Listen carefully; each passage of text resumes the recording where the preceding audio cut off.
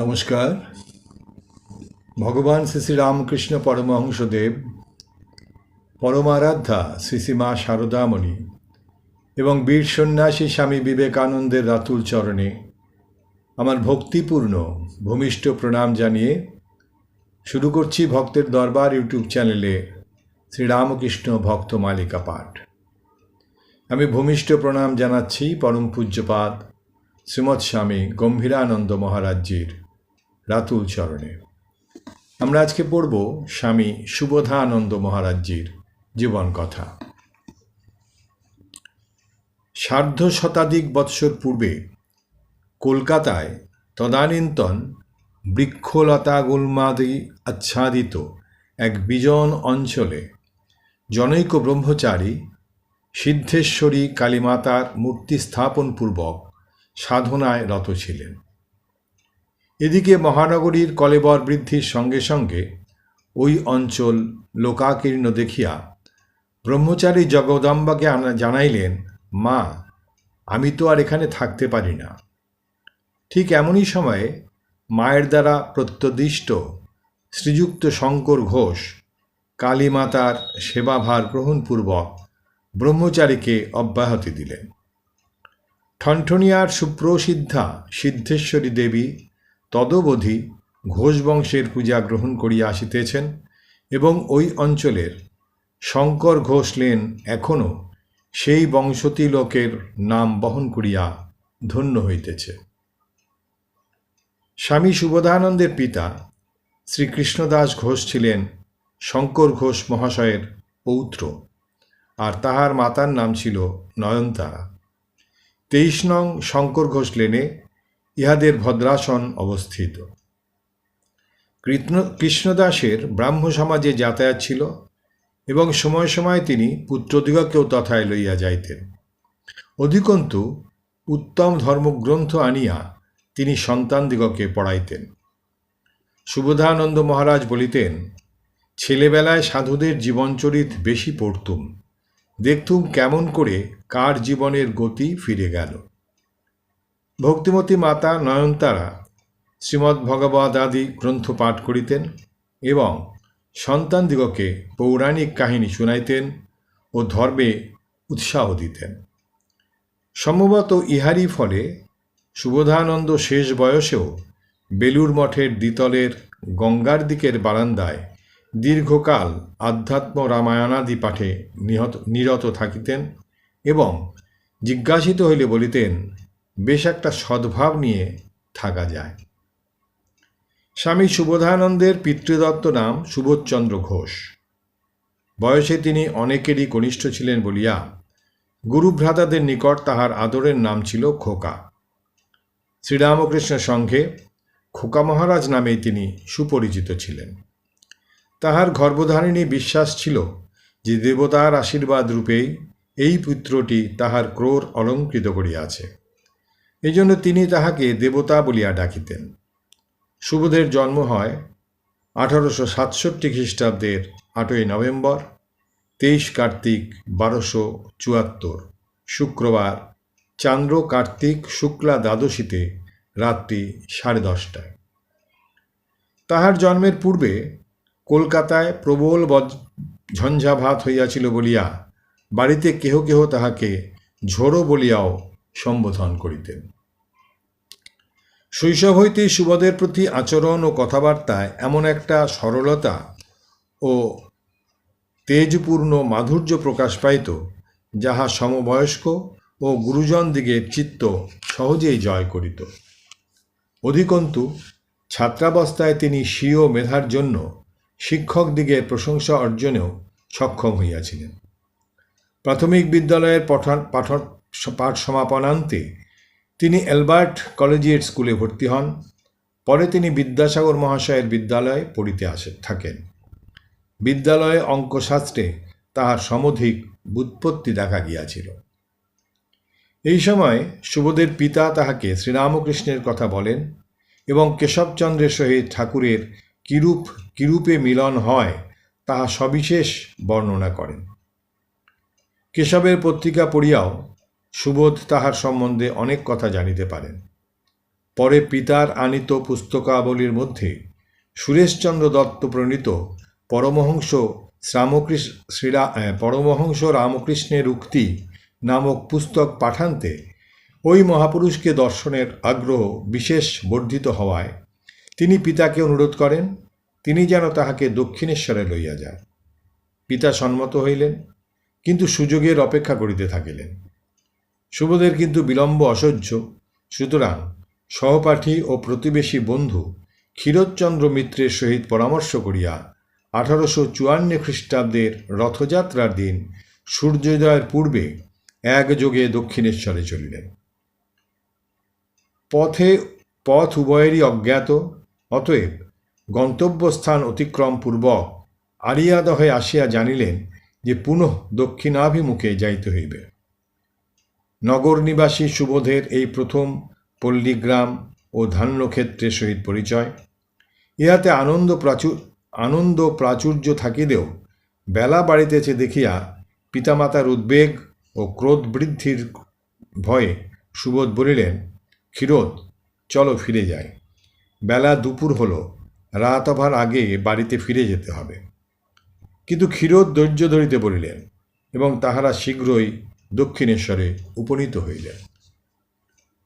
শ্রীরামকৃষ্ণ সমীপে আগত সুবোধ ক্ষীরোদকে আগে ঘরে প্রবেশ করিতে বলিলেন। ক্ষীরোদ প্রবেশান্তে প্রণাম করিলে ঠাকুর জিজ্ঞাসা করিলেন, আপনারা কোথা থেকে আসছ? ক্ষীরোদ কহিলেন, কলকাতা থেকে। শ্রীরামকৃষ্ণ পুনরায় জিজ্ঞাসা করিলেন, ও বাবুটি অত দূরে দাঁড়িয়ে কেন? ওগো বাবু, এগিয়ে কাছে এসো না। সুবোধ নিকটে যাইয়া পাদপদ্মে প্রণাম করিলেন। ইহার পরবর্তী ঘটনা স্বামী সুবোধানন্দের 23/6/25 তারিখের পত্রে লিপিবদ্ধ আছে। ঠাকুর আমার হাত ধরিয়া নিজের বিছানার উপর বসাইলেন। আমি বলিয়াছিলাম, রাস্তায় কত লোককে ছুঁইয়াছি, এই কাপড়ে আর আপনার বিছানায় বসিব না। ঠাকুর আমাকে এক হাতে জড়াইয়া ধরিয়া রহিলেন। বললেন, তুই এখানকার, কাপড়ে কি আসে যায়? পরে ঠাকুর ভাবে অচৈতন্য হইলেন ও আপনা আপনি হাসিতে লাগিলেন। আরও কত কথা হইল। ঠাকুর যে বলিয়াছিলেন, তুই এখানকার, তার মানে আমি তার। আমি একজনার সহিত দক্ষিণেশ্বরে ঠাকুরের কাছে গিয়াছিলাম, কিন্তু এখন ঠিক জানিয়াছি অন্য লোক উপলক্ষ মাত্র। যার জিনিস, যার লোক, সেই টানিয়া লয়। সেদিন ঠাকুর সুবোধকে বলিয়াছিলেন, যখন ঝামাপুকুরে ছিলুম তোদের সিদ্ধেশ্বরী মন্দিরে তোদের বাড়িতে কতবার গেছি, তুই তখন জন্মাসনি। তুই এখানে আসবি জানতুম। যাদের হবে মা তাদের এখানে পাঠিয়ে দেন। সুবোধ জানিতে চাইলেন যে তিনি যদি তথাকারী হন তবে মা আরও আগে আনিলেন না কেন? ঠাকুর বলিলেন, দেখ, সময় না হলে হয় না। অতঃপর সুবোধ ও ক্ষীরোদ বিদায় চাহিলে ঠাকুর শনি কি মঙ্গলবারে আসিতে বলিয়া দিলেন। পরবর্তী শনিবারে সুবোধ ও ক্ষীরোদ পদব্রজে দক্ষিণেশ্বরে পৌঁছিলে স্বকক্ষে ভক্তসহ উপবিষ্ট ঠাকুর তাহাদিগকে দেখিয়া ইঙ্গিতে বাহিরে অবস্থান করিতে বলিলেন এবং স্বয়ং তথায় আসিয়া তাহাদিগকে শিব মন্দিরের সিঁড়িতে লইয়া গেলেন। সুবোধ ও ক্ষীরোদ সেখানে তাহার উপদেশ অনুসারে সুখোপবিষ্ট হইলে ঠাকুর সুবোধের বুকে ও মুখে হাত বুলাইয়া দিলেন এবং অতঃপর জিহ্বায় মন্ত্রবিশেষ লিখিয়া দিয়া ধ্যান করিতে বলিলেন। ধ্যানে বসিয়া সুবোধের মনে হইল যেন মেরুদণ্ড অবলম্বনে কি একটা তাহার মাথায় উঠিয়া তাহার বাহ্য সংখ্যালোপ করিতেছে। ক্রমে তিনি দেখিলেন ঠাকুর নাই, তৎস্থলে রহিয়াছে বহু দেবদেবীর মূর্তি। আবার ইহাদের মধ্যে কখনো কখনো ঠাকুরের মূর্তিরও প্রকাশ হইতেছে। অবশেষে সমস্তই অসীমে বিলীন হইয়া এক অপূর্ব আনন্দ সাগরে তাহাকে ভাসাইয়া দিল। কিছুক্ষণ পরে মাথায় ও বুকে হাত বুলাইয়া ঠাকুর সুবোধকে প্রকৃতিস্থ করিলেন এবং কহিলেন, খুব কি ভয় হয়েছিল? সুবোধ উত্তর দিলেন, হ্যাঁ। ঠাকুর প্রশ্ন করিলেন, তুই কি বাড়িতে ধ্যান ট্যান করতিস? সুবোধ কহিলেন, বাড়িতে ঠাকুর দেবতার বিষয়ে যা শুনেছিলাম তাই একটু আধটু ভাবতুম। ঠাকুর বলিলেন, তোর এত শিগগিরই হল। ইহার পর হইতে সুবোধ স্বীয় আধ্যাত্মজীবন পরিচালনের ভার শ্রীরামকৃষ্ণের হস্তে অর্পণপূর্বক নিশ্চিন্ত হইলেন। দ্বীপ্রহরে ধর্মাক্ত কলেবরে দক্ষিণেশ্বরে উপস্থিত হইয়া তিনি শ্রীগুরুকে বিজন করিতে করিতে দেখিতেন যে তাহার নিজের শান্তি বিদূরিত হইতেছে। কোনোদিন বা সুবোধের দাঁড়াইয়া থাকিতে কষ্ট হইবে মনে করিয়া ঠাকুর তাহাকে শয্যায় বসাইয়া পাখা করিতে বলিতেন এবং পরমুহূর্তেই পার্শ্বে শয়ন করাইয়া স্বয়ং পাখা লইয়া সুবোধকে বাতাস করিতেন। ইহা এক অদ্ভুত স্নেহসিক্ত লীলা। অন্যান্য সময় ঠাকুর তাহাকে ক্রীড়া ও গল্পচ্ছলে জপ, ধ্যান, ব্রহ্মচর্য এবং অন্য উচ্চাঙ্গের ধর্মতত্ত্ব সম্বন্ধে বিবিধ উপদেশ দিতেন এবং মধ্যে মধ্যে পরীক্ষা করিয়া দেখিতেন সুবোধের ভক্তি বিশ্বাস কিরূপ বর্ধিত হইতেছে। সুবোধ ঠাকুরকে প্রথমেও অবতার বলিয়া গ্রহণ করেন নাই। ঠাকুর যখন একদিন তাহাকে জিজ্ঞাসা করিলেন, আমাকে তোর কি মনে হয়? তিনি বললেন, লোকে কত কি বলে, আমার এখনও ওসব মনে নেয় না। আমি নিজে না বোঝা পর্যন্ত ওসব বিশ্বাস করছি না। এতদপেক্ষা উচ্চতর ধারণা ঠিক কবে তাহার হৃদয়ে উদিত হইয়াছিল জানা যায় না। তবে পূর্বধৃত পত্রেই আছে, তারা শ্রীশ্রীমা ও ঠাকুর যদি ধরা না দেন, কার সাধ্য তাদের ধরতে পারে কিংবা তাদের চিনতে পারে। আমাদের ভালো মন্দ সমস্তই তাদের হাতে। আর 25/2/28 তারিখের পত্রে আছে, ঠাকুর আমাদের সকলের জন্য ইহকাল ও পরকাল। বিশ্বাসের সর্বশ্রেষ্ঠ স্তরে তিনি যখন যেভাবেই অধিরূঢ় হইয়া থাকুন না কেন, শ্রীগুরুর উপর একান্ত নির্ভরতা তাহার ধর্মজীবনের প্রারম্ভেই মুকুলিত হইয়াছিল। তাই শ্রীরামকৃষ্ণ একবার যখন তাহাকে ধ্যান করিতে আদেশ করিলেন, তখন তিনি স্পষ্ট উত্তর দিলেন, ধ্যান ট্যান করতে পারব না, ওসব যদি করতে হবে তো অপরের কাছে গেলেই তো চলতো, আপনার কাছে আসবার কি দরকার ছিল?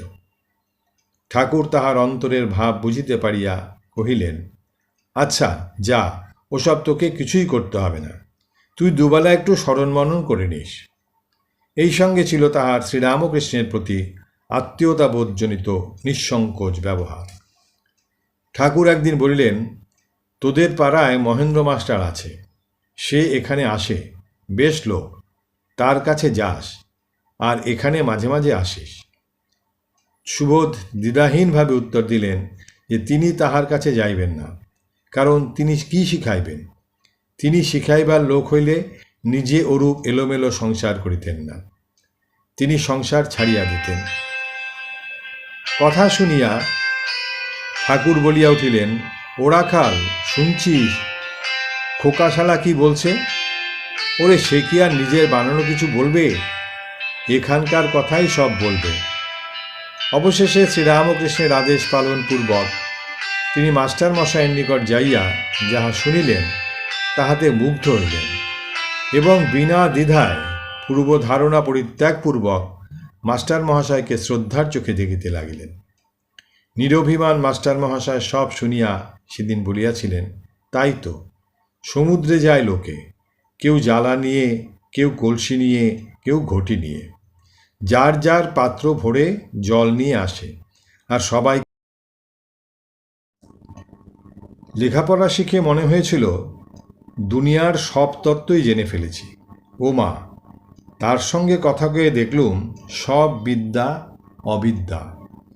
যে বিদ্যায় ব্রহ্মজ্ঞান লাভ হয়, অবিদ্যা অন্ধকার দূর হয়, সেই বিদ্যাই বিদ্যা। তার একটি কথায় সব ভেসে গেল। মনে হলো কি আশ্চর্য, এই বিদ্যা নিয়ে মানুষের এত অহংকার। শ্রীরামকৃষ্ণের ভাবে আকৃষ্ট হইবার পর সুবোধ ভ্রুমধ্যে একটি জ্যোতি দর্শন করিতেন। তাহার মাতা উহা জানিতে পারিয়া তাহাকে সাবধান করিয়া দেন, তিনি যেন উহা কাহাকেও না বলেন। কিন্তু সুবোধ ইহাতে দুশ্চিন্তার কোনো কারণ না দেখিয়া সহজভাবে বলিলেন, এতে আমার কি অপকার হবে মা? আমি তো এই আলোটা চাই না, আমি চাই আলোর মূল যে তাকে। ঠাকুরের নিকট তিনি ঈশ্বর দর্শন ও প্রার্থনা সম্বন্ধে কিরূপ উপদেশ লাভ করিয়াছিলেন তদ্বিষয়ে পরে 6-12-26 তারিখে জনৈকা ভক্তিমতী শিষ্যাকে লিখিয়াছিলেন।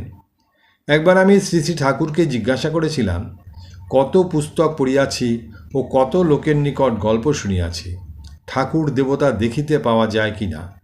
তিনি বলিলেন, যেমন দুইজনে একসঙ্গে বসে গল্প করে, বেড়াইয়া বেড়ায়, এই রকম দেখিতে পায়, তবে ঠিক ঠিক অন্তরের সহিত ডাকিতে হয়। ঠাকুরকে কাঁদাকাটি করিয়া ডাকিতে হয়, তার কাছে আবদার করিতে হয়। যেমন ছোট ছেলে মেয়ে মার কাছে কাঁদাকাটি করিয়া কোনো জিনিসপত্র চায়, সেই রকম ডাকিতে হইবে। মন হইতে অন্য 5 রকম বাসনা কামনা সমস্তই তাড়াইতে হইবে। শুধু আমার মা আছেন, আমি আছি। অন্যান্য বিষয়ে ঠাকুরের উপদেশ সম্বন্ধে তিনি লিখিয়াছিলেন 22-2-28 তারিখের পত্রে। ঠাকুর বলিতেন, যাহাদের ধর্ম সম্বন্ধে কিছু হইবার এখানকার হাবভাব তাহাদের সমস্তই ভালো লাগিবে। আমি ঠাকুরের কাছে ওই সমস্ত কথা শুনিয়াছি। ঠাকুর আরও বলিতেন, যার হেথায় আছে তার সেথাও আছে, যার হেথায় নাই তার সেথাও নাই। সরল সুবোধের মনে কোনো প্রশ্ন উঠিলে তিনি দ্বিধাশূন্য হৃদয়ে প্রশ্ন করিয়া বসিতেন এবং ঠাকুরও বিরক্ত না হইয়া যথাযথ উত্তর দিতেন। এক সন্ধ্যাকালে ঠাকুরের ঘরে কীর্তন জমিয়াছে। অনুপম রসমাধুর্যে বিভোর ভক্তবৃন্দের সেদিন অপূর্ব হাবভাব। কেহ অনুভূতি প্রাচুর্যে আত্মহারা হইয়া উন্মাদ প্রায় ক্রন্দন করেন, কেহ আনন্দে তন্ময় হইয়া হাস্য করেন, কেহ ধ্যানমগ্ন হইয়া পুত্তলিকা প্রায় স্তব্ধভাবে অবস্থান করেন, কেহ বা অর্ধবাহ্য দশায় ভক্তদের পদতলে লুটাইয়া চরণরজ গ্রহণ করেন। সুবোধ সে কীর্তনোৎসব উপস্থিত ছিলেন।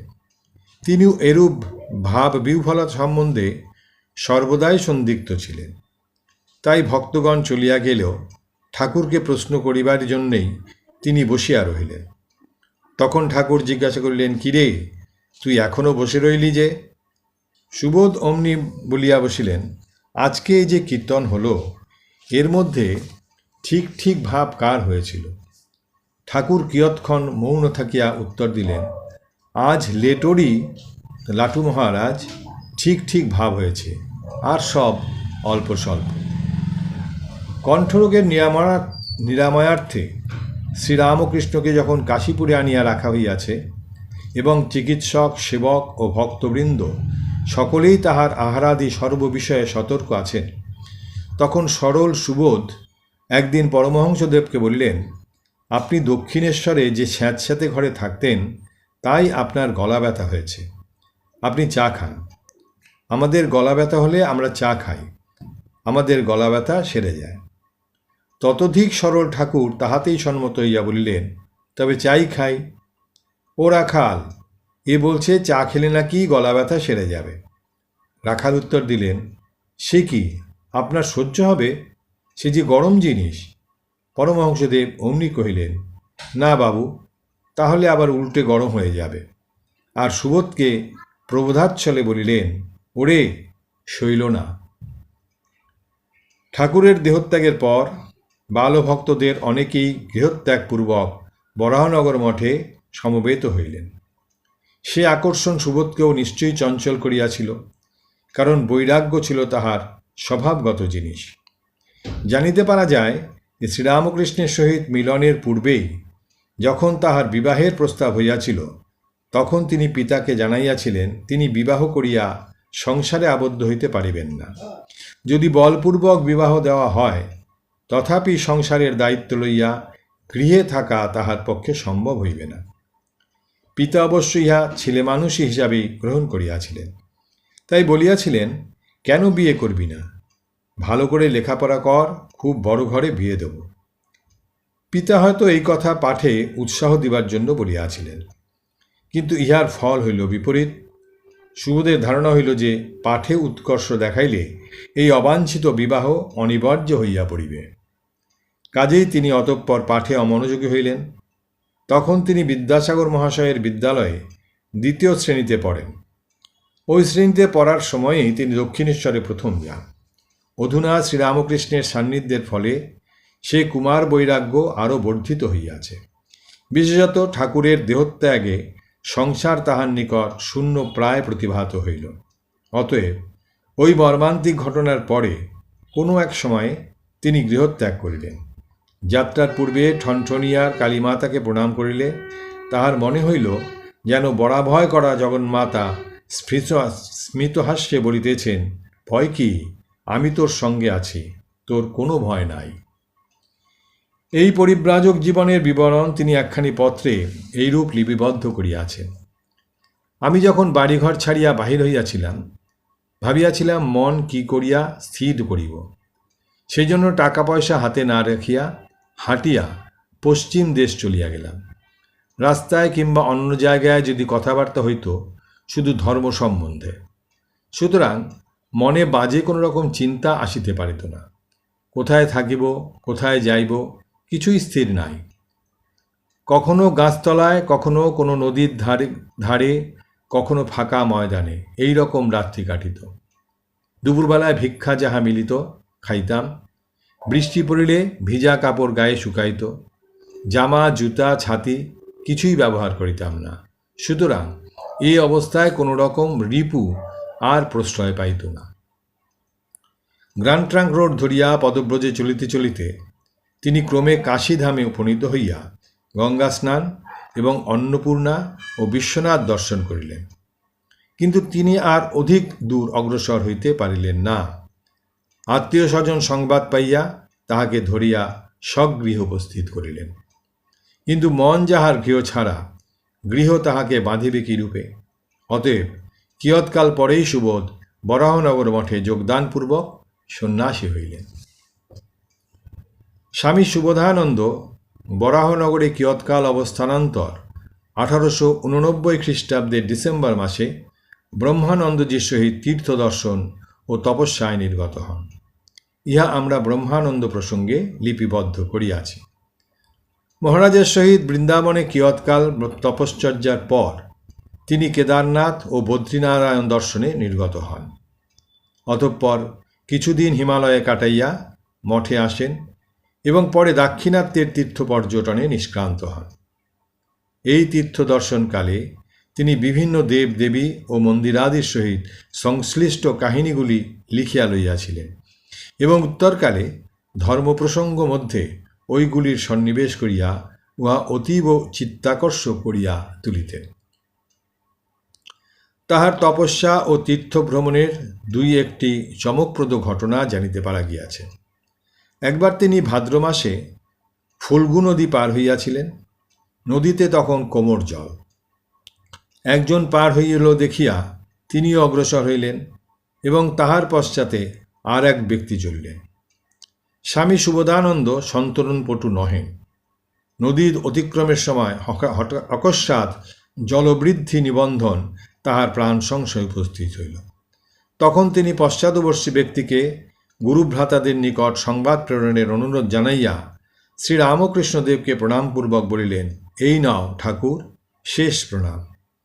ততক্ষণে তিনি জনমগ্ন হইয়া গিয়াছেন, কিন্তু পরে দেখিলেন যে কে যেন তাহাকে টানিয়া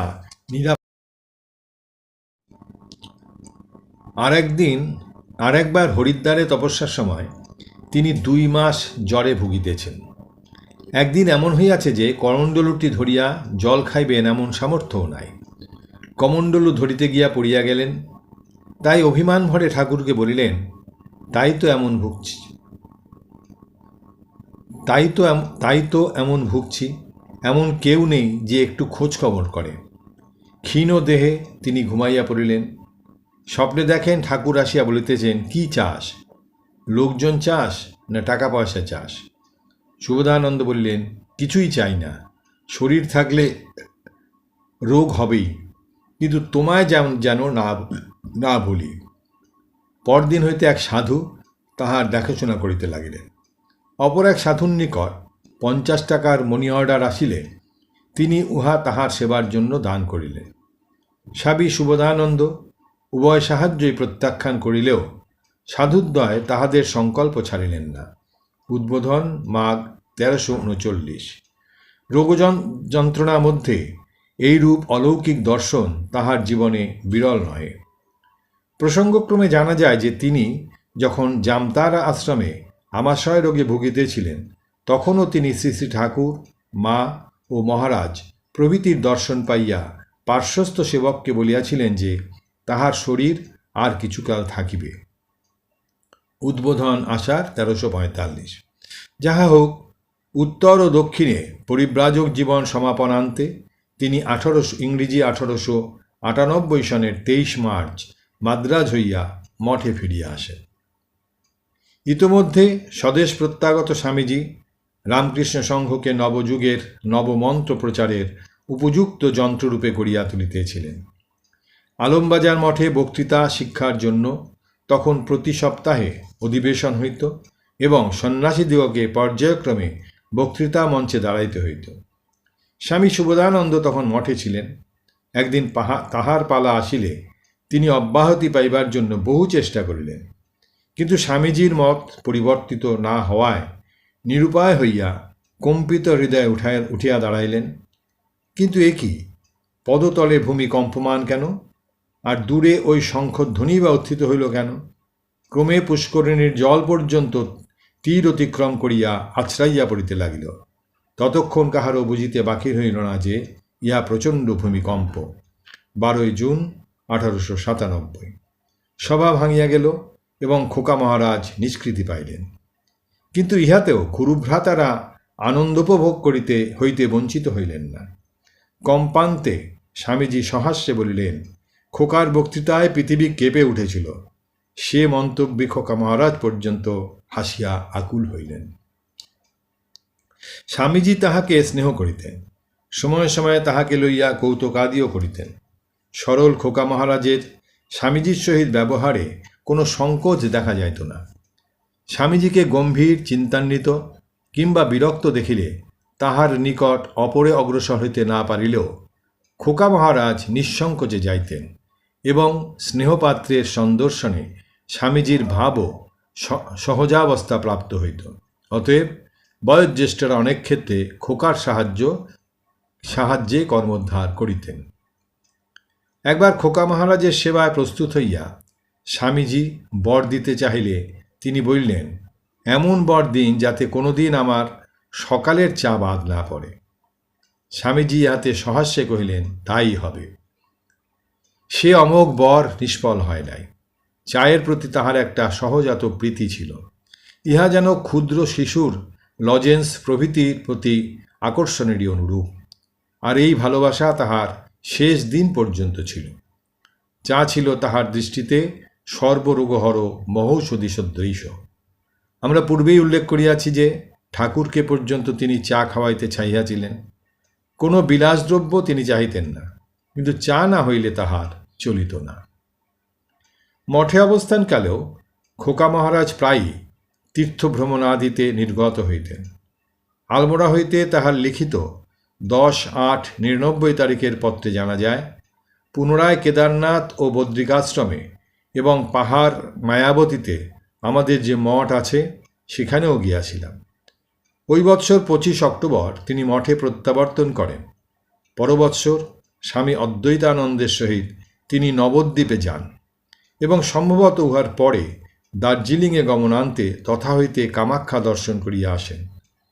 পুরাতন পত্র হইতে জানা যায় যে 1905 খ্রিস্টাব্দে তিনি আলমোড়ায় অবস্থান করিতেছিলেন। সম্ভবত কালাজ্বরের প্রতিকার কল্পেই তিনি তথায় গিয়াছিলেন। স্বামী বিবেকানন্দ কর্তৃক রামকৃষ্ণ মিশন স্থাপনের পর অপর গুরু ভ্রাতাদের ন্যায় স্বামী শুভদানন্দ নবপরিকল্পিত কার্যধারার সাহায্য করিতে অগ্রসর হন এবং 1901 খ্রিস্টাব্দের 30 জানুয়ারি বেলুর মঠের ট্রাস্ট ডিড সম্পাদন করিয়া স্বামীজি যে 11 জন গুরুভ্রাতাকে ট্রাস্টি নিযুক্ত করেন, স্বামী শুভদানন্দ তন্মধ্যে একজন ছিলেন। তদবধি শ্রীরামকৃষ্ণ মঠ ও মিশনের একজন বিশিষ্ট অঙ্গরূপে তিনি নানা কার্যে ব্যাপৃত থাকিতেন। তাহার মুখে প্রায়ই উচ্চারিত হইত, মন করো না কাজে হেলা, সঙ্গী জোটে বা না জোটে, একাই করো মেলা। তাহার 21-8-25 তারিখের পত্রেও আছে, সৎ কর্ম করিতে কখনো পেছপা হইবে না। ভালো কাজের বাধা বিঘ্ন অনেক, নিজের পায়ের উপর দাঁড়াইয়া কাজ করা ভালো। মনের মতো সঙ্গী জোটে ভালো, না জোটে একলাই ভালো। যাহার মন সন্দেহপূর্ণ তাহার দ্বারা ভালো কাজ হইবার আশা নাই। শুধু কথায় নহে, কার্যেও শ্রী ভগবানের উপর বিশ্বাস রাখিয়া তিনি অবশিষ্ট জীবন সৎকার্যে ব্যয় করিয়াছিলেন। পরদুঃখ মোচনে তিনি সর্বদাই তৎপর ছিলেন, কারণ তাহার কথাই ছিল এই, লোকের আপদে বিপদে একটু দেখা ভালো। 1908-9 খ্রিস্টাব্দে চিল্কা হ্রদ অঞ্চলে যখন দুর্ভিক্ষ হয়, তখন তিনি স্বামী শঙ্করানন্দ ও ব্রহ্মচারী জ্ঞান মহারাজের সহিত তথায় গিয়া সেবা কার্যে প্রাণপাত পরিশ্রম করিয়াছিলেন এবং ফিরিবার সময় কোঠার হইতে একটি দুস্থ বালককে কলিকাতায় আনিয়া তাহার লেখাপড়ার ব্যবস্থা করিয়া দিয়াছিলেন। ইহার অনেক পরে বেলুড়ের একটি নিঃস্ব পরিবার তাহার নিয়মিত সাহায্যে অনশন হইতে রক্ষা পাইয়াছিল। বস্তুত আর্তের দুঃখ তাহার হৃদয়ে সহজেই আঘাত দিয়া উহাকে সক্রিয় করিয়া তুলিত। রোগশয্যা পার্শ্বে তাহার আবির্ভাব প্রায়ই হইত এবং রোগীও তাহার দর্শনে অশেষ সান্ত্বনা পাইত। এই বিষয়ে সন্ন্যাসী, ব্রহ্মচারী, পাচক, ভৃত্য কেহই বঞ্চিত হইত না। তাহাদের ঔষধপথ্যাদির ব্যবস্থার জন্য তিনি সর্বদাই তৎপর হইয়া থাকিতেন।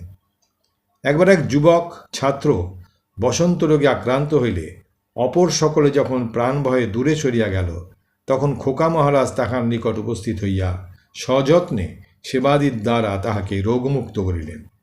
দরিদ্র ও অসহায় রোগীদের জন্য তিনি অপরের নিকট ভিক্ষার্থী হইলেন। বেলুড় গ্রামের অনেকে চাল ও অর্থাদির জন্য তাহার মুখাপেক্ষী থাকিত। ভক্তদের অসুখের সময়ও তিনি অপ্রত্যাশিত রূপে তাহাদের গৃহে উপস্থিত হইয়া সকলকে অবাক করিয়া দিতেন। তাহার অনাড়ম্বর জীবন দর্শনে সহসা কেহ তাহার গভীর আধ্যাত্মিকতার পরিচয় পাইত না। ইহাতে লাভ ছিল এই যে সকলেই অকুণ্ঠ চিত্তে তাহার নিকট উপস্থিত হইতে পারিত এবং নিজ নিজ জাগতিক বা আধ্যাত্মিক প্রয়োজন তাহাকে জ্ঞাপন করিয়া তাহার আশীর্বাদ লাভে চরিতার্থ হইত।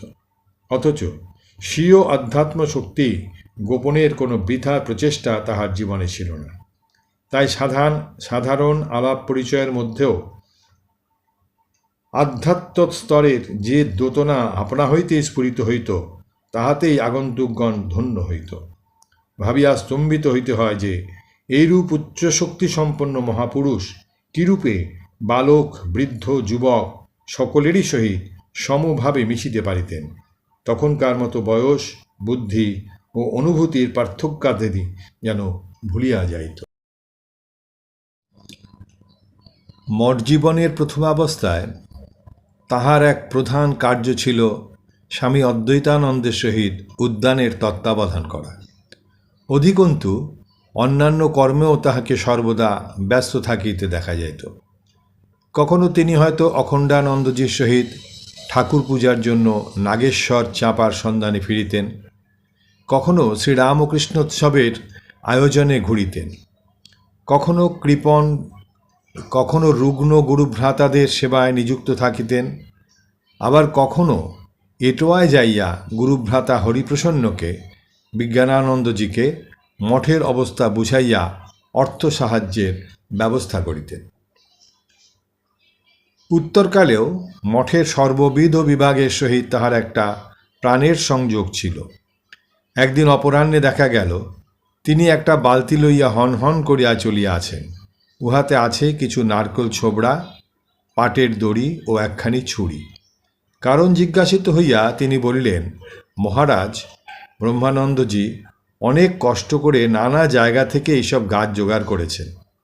কলম করে এদের চারা রাখলে নানা জায়গায় বসানো যাবে। এইসব গাছ যদি মরেও যায়, তাদের কলমগুলি থাকবে। কলম তিনি স্বহস্তে বাঁধিতেন এবং তজ্জন্য অনেক সময় গাছেও উঠিতেন। বয়স তাহার তখন 60-এর উপর। তাহার কর্মজীবনে একটি বিশেষ লক্ষ্য করিবার বিষয় এই ছিল যে তিনি সর্বদা আপনাকে খোকা বলিয়াই ভাবিতেন এবং সকলের সহিত তদনুরূপ অকপট ও নিরভিমান ব্যবহার করিতেন। আর তাহার প্রত্যেক আচরণের সহিত মিশ্রিত থাকিত একটা হৃদয়স্পর্শী সরসতা। তিনি নিজের ব্যক্তিগত সমুদয় কার্য নিজেই করিতেন, অপর কেহ সাহায্যার্থে অগ্রসর হইলেও সরিয়া দাঁড়াইতেন না, শুধু বিশেষ ক্ষেত্রেই ইহার অন্যতা হইত। একদিন অন্যত্র বস্ত্রাদিতে সাবান দেওয়ার পরে উহা পুষ্করণীতে ধুইতে গিয়া তিনি দেখেন স্বল্প পরিসর ঘাটে একজন ব্রহ্মচারী সাবান দিয়া বস্ত্র পরিষ্কার করিতেছে। তাই তিনি ব্রহ্মচারীকে স্বীয় কাপড়গুলিও ধুইয়া দিতে বলিলেন। ব্রহ্মচারী কহিলেন, মহারাজ আপনি রেখে যান, আমি ধুয়ে দেব। কিন্তু খোকা মহারাজ বললেন, না হে, আমি নিজেই ধুতে পারতাম, কিন্তু তুমি কাপড়ে সাবান দিয়েছ, আমি ঘাটে নামতে গেলে তুমি পথ ছেড়ে দেবে, আর তার ফলে তোমার সাবান নষ্ট হবে, কাজও মাটি হবে, তাই তোমাকে ধুতে বলেছি। এখন তোমার কাছে কাপড় ফেলে গেলে তুমি গেরুয়া রং করা প্রভৃতিরও ভার নেবে, আমি তা চাই না। তাহার পোশাক পরিচ্ছন্নাদিতে একটা স্বভাবসুলভ ত্যাগের ভাব সকলেরই দৃষ্টি আকর্ষণ করিত। তাহার পায়ে চটি ভিন্ন কিছু দেখা যাইত না। একটি গেঞ্জি গায়ে দিয়া তিনি ঘুরিয়া বেড়াইতেন। পরনের কাপড় 2-4খানি মাত্র থাকিত। ময়লা হইলে বস্ত্রাদি নিজেই পরিষ্কার করিতেন। কোথাও যাইতে হইলে এই সামান্য পোশাকের উপর একটি জামা ও চাদর শোভা পাইত। শয্যাও ছিল অনুরূপ অতি সামান্য, কিন্তু মুখখানি ছিল তাহার সদা হাস্যময় ও সারল্যমণ্ডিত। খোকা মহারাজের ছেলে মানুষের একটি দৃষ্টান্ত এই, তিনি নৌকায় উঠিতেন না, পাছে উহা জলমগ্ন হয়।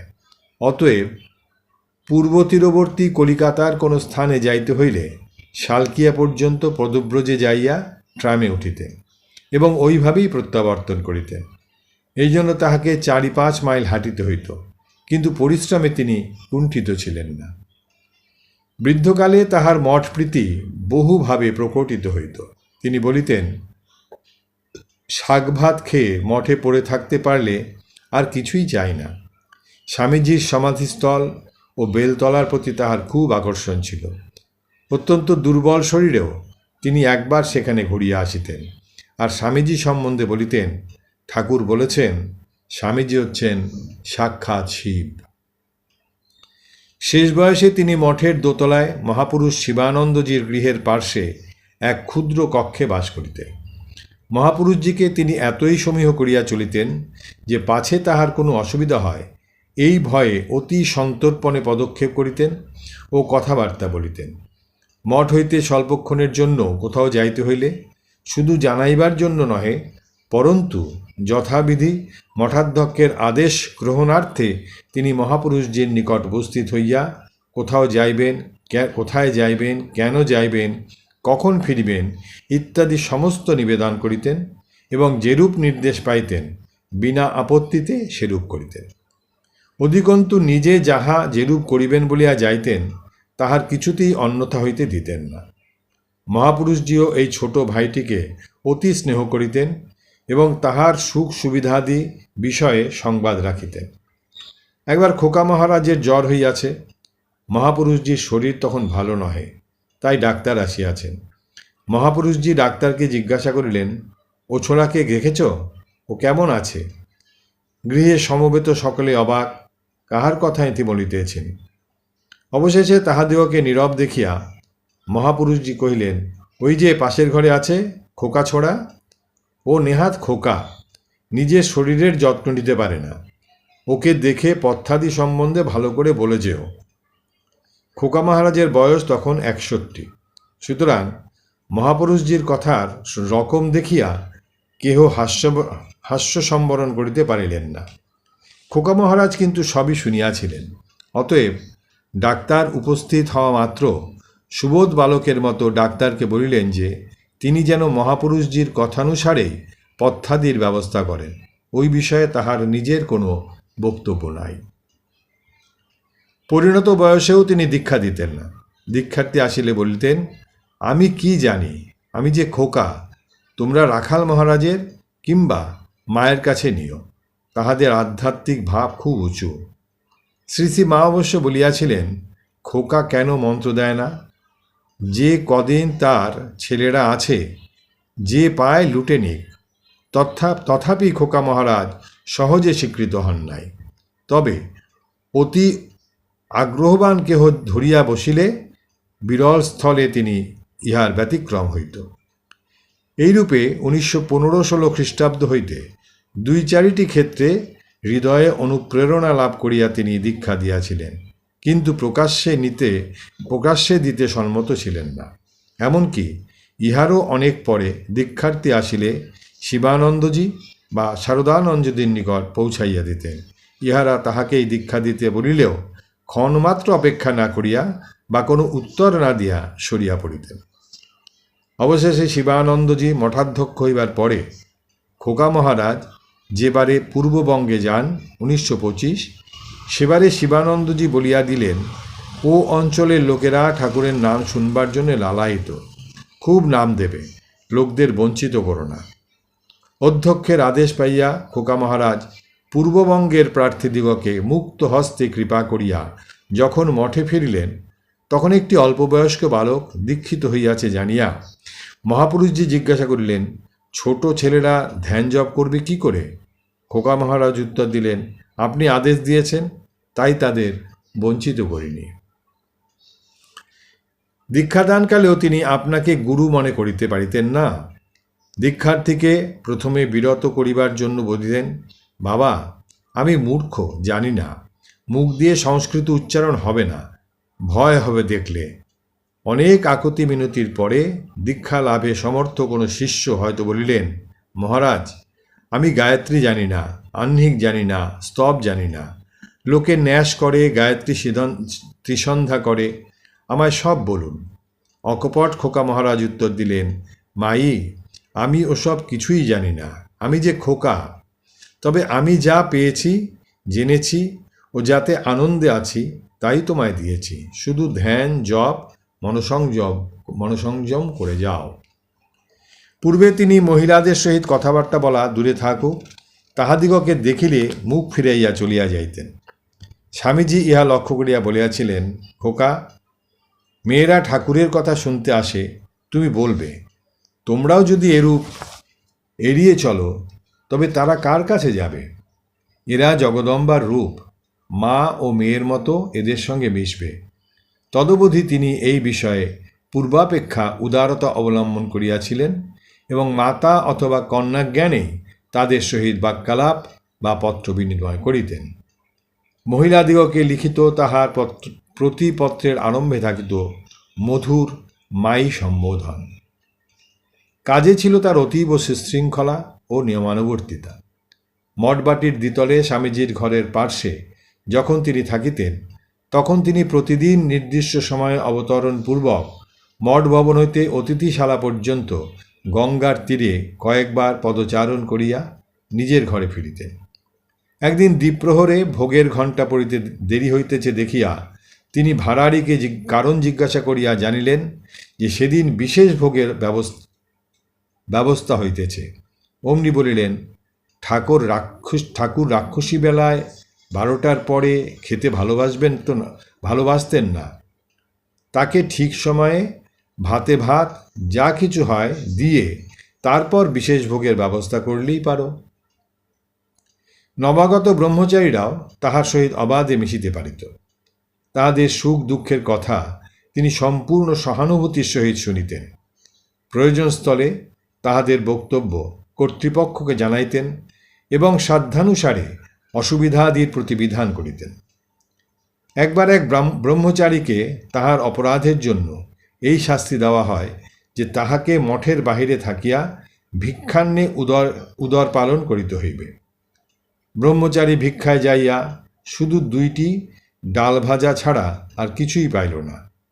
অভুক্ত অবস্থায় সে মঠের প্রবেশদ্বারে উপস্থিত হইল, কিন্তু দ্বার অতিক্রম করিতে সাহসে কুলাইল না।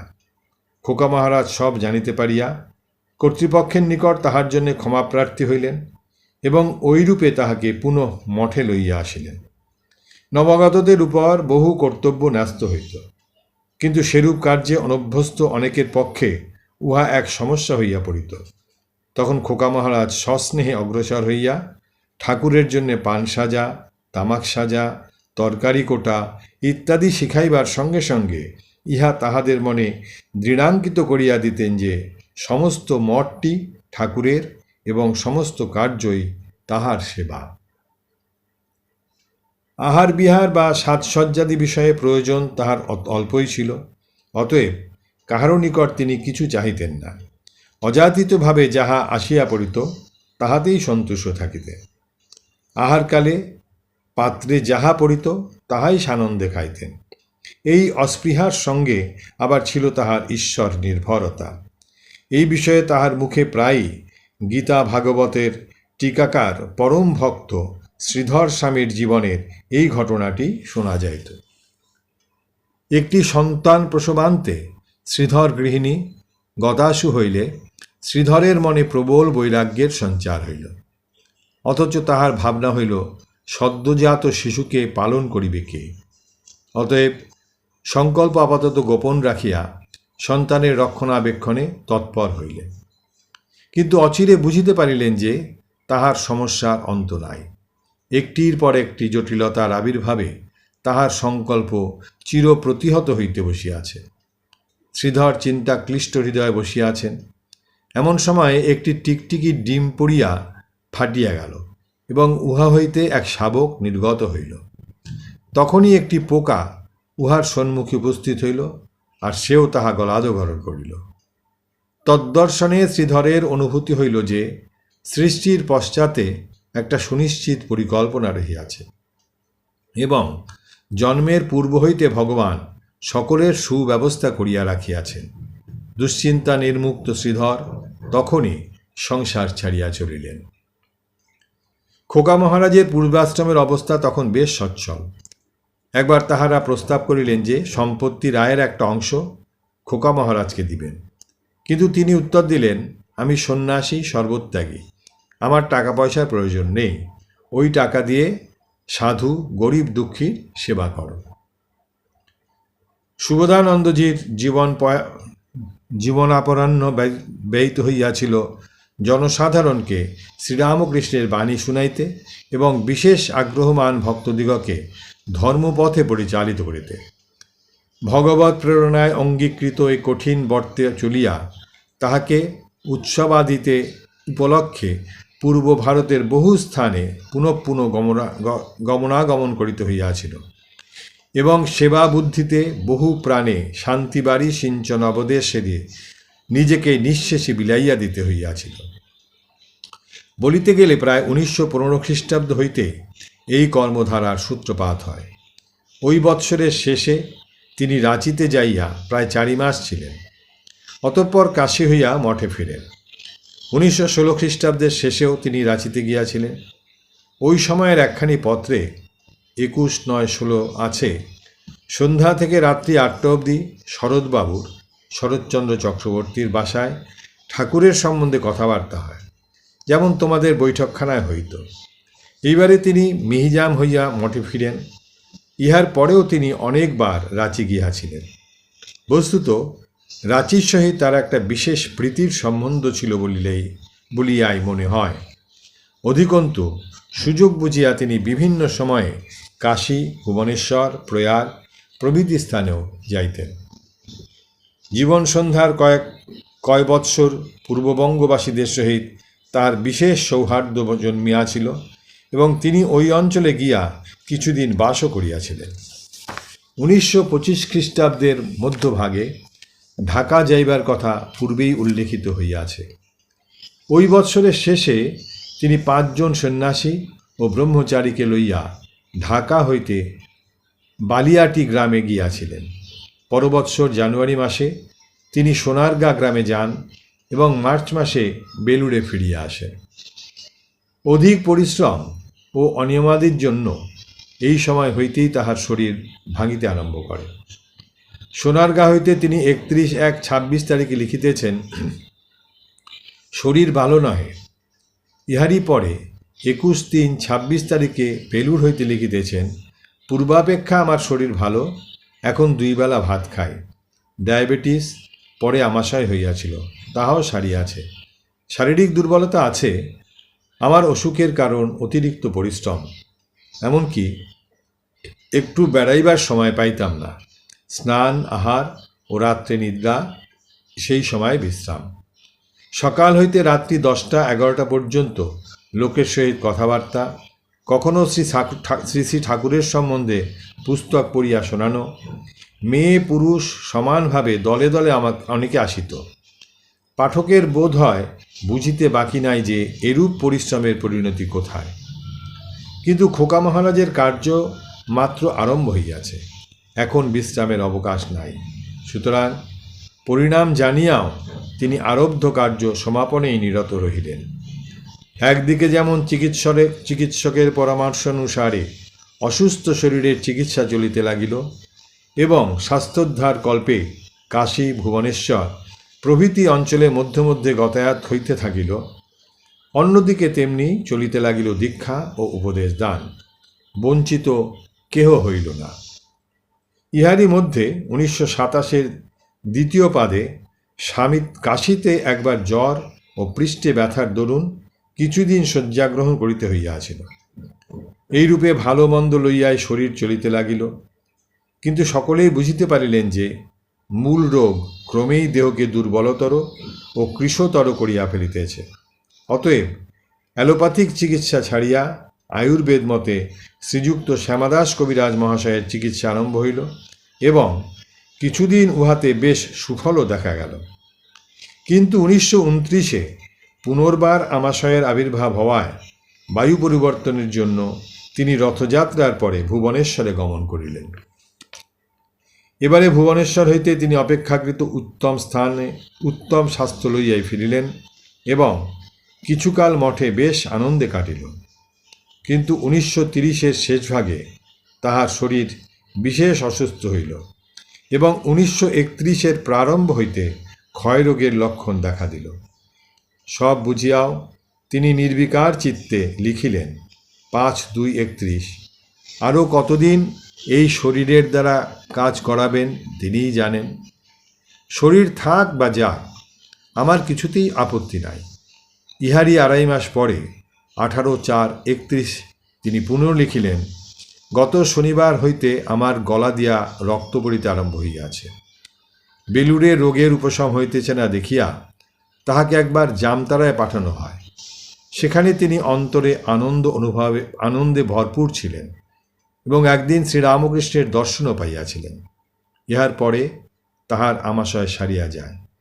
কিন্তু ক্ষয়রোগের অবনতি হওয়ায় তাহাকে প্রথমে কলকাতায় এবং পরে বেলুড়ে লইয়া আসা হয়। দিন যতই নিকটতর হইতে লাগিল, খোকা মহারাজ ততই যেন অন্তরে ডুবিয়া যাইতে থাকিলেন। একেবারে মায়ামুক্ত পুরুষ। মহাসমাধির কিয়দ্দিবস পূর্বে তিনি বলিয়াছিলেন, মহাপুরুষ শিবানন্দজি বলেছিলেন, আমি ঠাকুরের কাছে প্রার্থনা করি তুমি ভালো হয়ে ওঠো, আরও অনেক দিন থাকো। আমার কিন্তু আর থাকতে ইচ্ছা হয় না। সেদিন ভোর রাত্রে স্বপ্ন দেখেছিলুম দেহটা ছেড়ে গেছি। রাখাল মহারাজ, বাবুরাম মহারাজ, যোগীন মহারাজ এদের সব দেখলুম, কেবল স্বামীজিকে দেখলুম না। ওরা বললেন বসো বসো। আমি বললুম না, আগে বলো স্বামীজি কোথায়। ওরা বললেন তিনি এখানে কোথায়, তিনি যে অনেক দূরে, তিনি ঈশ্বরে তন্ময় হয়ে আছেন। তা হোক অনেক দূরে, আমি চললুম তার কাছে। এই বলে রওনা হল। এর মধ্যে ঘুম ভেঙে গেল। সেখানে দেখলুম কেবল আনন্দ। আনন্দনগরে তারা বাস করছেন, মহা আনন্দে আছেন সব। সেখান থেকে আর আসতে ইচ্ছা হয় না। যত কষ্ট এখানে এই পৃথিবীতে। এই কষ্টবোধ অবশ্য তাহার অল্পই ছিল, কারণ তিনি বলিতেন তার কথা যখন স্মরণ করি তখন সব দেহ যন্ত্রণা ভুলে যায়, আর সে স্মরণ মনন অবিরাম চলিত। এই সময় তাহার নিকট নিয়মিতভাবে উপনিষদ পাঠ হইত। উহা শুনিতে শুনিতে ভগবৎ প্রেরণায় তিনি শতই বহু আধ্যাত্মিক অনুভূতির কথা বলিতে থাকিতেন। এইরূপ এক মুহূর্তে তিনি বলিয়াছিলেন, জগতে যতই সুখ থাকুক না কেন, সব একটা ছাইয়ের গাদা বলে মনে হয়। এসবের জন্য মনে কোনো আকর্ষণ নেই। ফলত দেহরক্ষাকাল সমাগত জানিয়াও এই মায়ামুক্ত পুরুষ প্রবরের আচরণে কোনো উদ্বেগ দেখা গেল না। বরং মনে হইল তিনি যেন প্রস্তুত হইয়াই আছেন। শেষক্ষণের পূর্বরাত্রে তিনি কহিলেন, আমার এই শেষ প্রার্থনা, ঠাকুর চিরকাল সঙ্গে অধিষ্ঠিত থাকুন। অনন্তর 1932 খ্রিস্টাব্দের 2 ডিসেম্বর 1339 সালের 16 অগ্রহায়ণ শুক্রবার বিকাল 3:05 তিনি প্রফুল্ল চিত্তে সহাস্য বদনে মহাসমাধিতে বিলীন হইলেন। পরম পূজ্যপাদ শ্রীমৎ স্বামী সুবোধানন্দ মহারাজজির জীবন কথা এখানেই শেষ হল। জননীং শারদাং দেবীং রামকৃষ্ণং জগদ্গুরুং পাদপদ্মে তয় শ্রিত্বা প্রণমামি মুহুর্মুহুঃ।